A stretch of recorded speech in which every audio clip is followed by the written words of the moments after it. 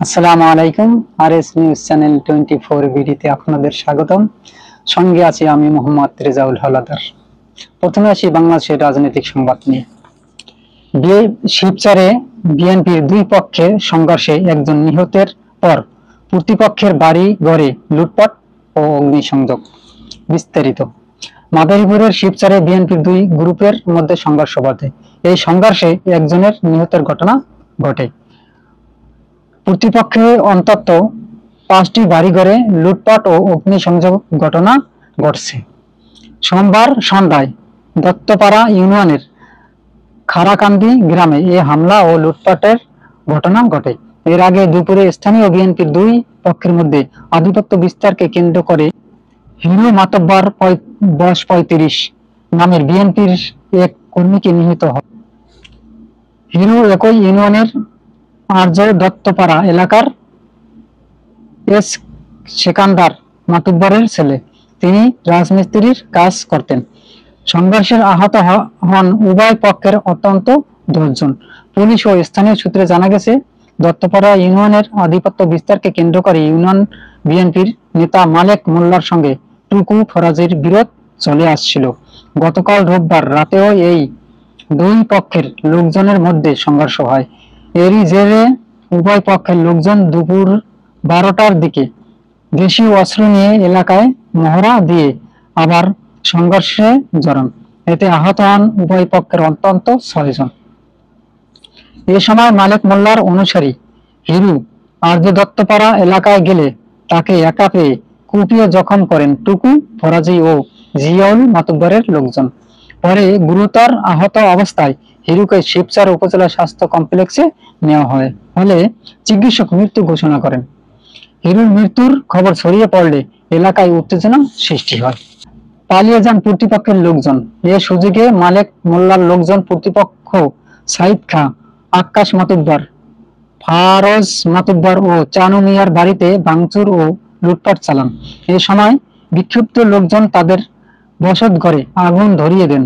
খবর পেয়ে শিবচর ফায়ার সার্ভিসের একটি দল ঘটনাস্থলে পৌঁছে পরিস্থিতি নিয়ন্ত্রণে আনে। আবার সংঘর্ষ এড়াতে এলাকায় সেনাবাহিনী ও অতিরিক্ত পুলিশ মোতায়েন করা হয়েছে। ক্ষতিগ্রস্ত আক্কাস মাতুব্বর বলেন, আমরা টুকু ফরাজির সমর্থক হওয়ায় মোল্লার লোকজন আমাদের বাড়িতে হামলা চালিয়ে লুটপাট করেছে। পরে আগুন দিয়ে আমাদের বসত বাড়ি ঘর পুড়িয়ে ফেলেছে, অথচ আমরা কোনো মারামারির মধ্যে ছিলাম না।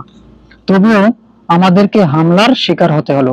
উজ্জ্বল নামের একজন স্থানীয় বাসিন্দা বলেন, বিএনপির দুই পক্ষের মধ্যে সংঘর্ষ হলে একজন মারা যান। পরে নিহত লোকজন প্রতিপক্ষের বাড়িতে লুটপাট করে, এমনকি আগুন দিয়ে তাদের বাড়িঘর সব পুড়িয়ে ফেলে। এখন কথা হলো গিয়ে, যদি এভাবে তারা নির্বাচিত সরকার হওয়ার আগে তাদের লোকজন এভাবে সন্ত্রাসী কার্যকলাপে লিপ্ত হয়, তাহলে বিএনপির হয়তোবা বদনাম ছাড়া সুনাম বয়ে আনতে পারবে না। কেননা যারা এই অপকর্মের সাথে জড়িত, দেখেন বর্তমানে সাবেক প্রধানমন্ত্রী শেখ হাসিনা বাংলাদেশে নেই। তিনি ছাত্র জনতার গণ অভ্যুত্থানে ভারতে পালিয়ে গিয়েছেন, কিন্তু তিনি হাজার হাজার লক্ষ লক্ষ নেতাকর্মীদের বিপদে রেখে গেছেন। তিনি চলে যাওয়ার পর যে বড় বড় আওয়ামী লীগের নেতাগুলো আছে সব কিন্তু পলাতক অবস্থায়, এবং কিছু কিছু পালাতে গিয়ে মৃত্যুবরণ করেছে। কিন্তু কথা হলো গিয়ে, যদি গাছের গোড়া না থাকে তাহলে আগা কিভাবে দাঁড়িয়ে থাকবে? তাই তাদের আওয়ামী লীগের বড় বড় নেতাগুলো পালিয়ে যাওয়ার পর যারা বাংলাদেশে আছে আওয়ামী লীগের, তারা ভেঙে পড়েছে এবং তারা বর্তমানে আন্দোলন যেতেও ভয় পাচ্ছে। কেননা বর্তমানে যে ছাত্রদের একটা পরিস্থিতি, আওয়ামী লীগ পেলেই তারা বিতরক মারে, এবং এমন মারা মারে ভয়ে তাদের কাছে কেউ যাচ্ছে না। এর একটাই কারণ, এর জন্য দায়ী সাবেক প্রধানমন্ত্রী শেখ হাসিনা। কারণ তার পিতা ছিলেন একজন গর্বিত পিতা। তার কি জন্য এভাবে একচিটি এভাবে একা একা নির্বাচন দিয়ে তার ক্ষমতায় থাকা লাগবে? তার তো ক্ষমতায় থাকার প্রয়োজন নেই। তিনি তো 5 বছর পর অবশ্যই তিনি পাইতেছেন। তাহলে কি কেন সে নির্বাচনকে একটা খেলাঘর বানিয়ে বারবার তিনি নির্বাচিত হতে হবে? আজ কোথায়?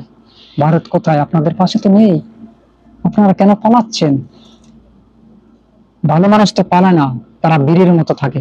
দেখেন, খারাপ বলি ভালো বলি যাই বলি, সাবেক প্রধানমন্ত্রী খালেদা জিয়া তিনি কিন্তু পালেন নাই, তিনি কিন্তু দেশে আছেন, অনেক অত্যাচার সহ্য করে তারপর দেশে রয়েছেন।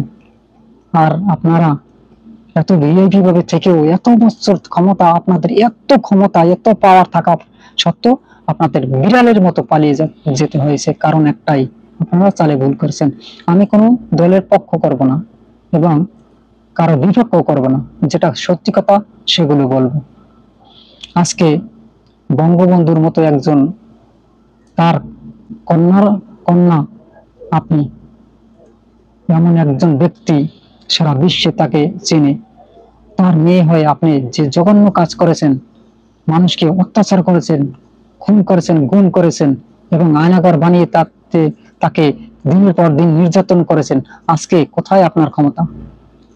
ক্ষমতা কারো থাকে না, একমাত্র আল্লাহকেই মানায়, তিনি সকল ক্ষমতার অধিকারী। আজকে আপনি বুঝতে পেরেছেন কিনা জানি না, তবে লজ্জা থাকলে জীবনে আর এরকম কাজ করবেন না। কারণ জনগণই দেখেন, তারা একতা হয়ে এক মিনিটের ভিতরে আপনাকে ক্ষমতা থেকে ছড়িয়ে ফেলেছে।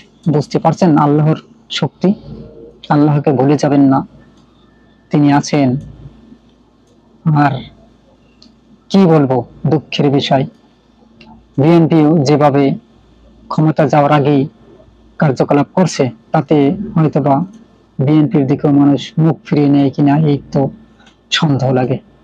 তবে বিএনপিরা এসব কার্যকলাপ করলে হয়তোবা তাদের খেসারত অবশ্যই দিতে হবে।